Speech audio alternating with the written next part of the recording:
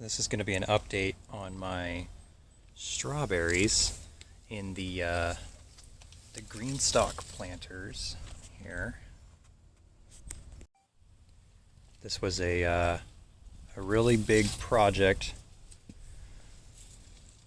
and I've been trying to grow strawberries in a very low maintenance way for quite a while, and I think I've finally got it to a point where it's not exactly set and forget, but it's pretty close.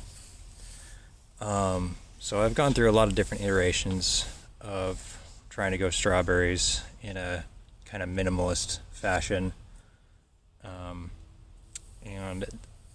I eventually got to here.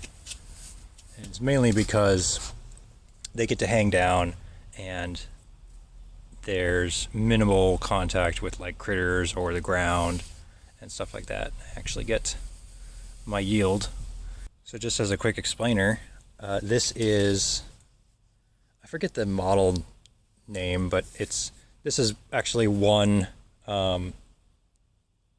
Greenstalk tower that I've split into two, just because the grow media that I am using here is too heavy. It's got sand as part of it, and what ended up happening was it was too much for it and it kind of fell over, and I was devastated by that.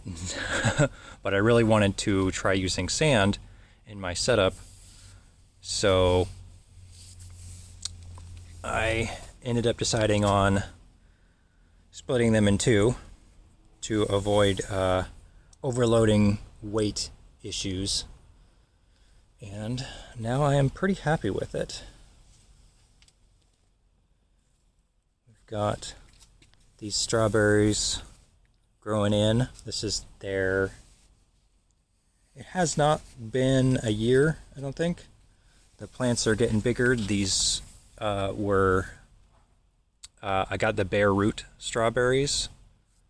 I spent like $50 and got like a ton of bare root strawberries and built all this up, and it's going to be like a year or two before the plants are really growing in, especially since I'm using sand in my grow media. It's going to be a bit slower to grow in, but hopefully I won't have to do any it's more of a permanent solution, and I won't have to do much soil replacing, if any, by using this grow media. So they're doing pretty well. They're not fully sized plants yet, but some of them are really getting pretty big. So I'm pretty happy with the results so far. And they're not huge berries, obviously, but some of them are getting pretty big.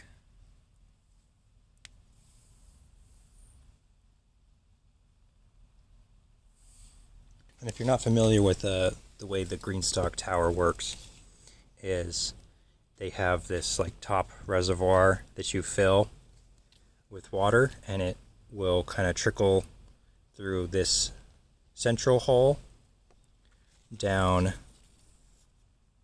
like a central pipe, and that'll fill a reservoir in between these two layers, and then each one has these little holes. So when water drains into this, it's going to drain into another reservoir and another reservoir, and each one has these holes in it. So you're kind of watering the whole thing by filling this top bit up maybe a few times. And you still want to come along and like water in the sides just for good measure. Like I filled this up a little while ago, and you can see that some of the center is still dry. It's because I just need to come along and fill up this again.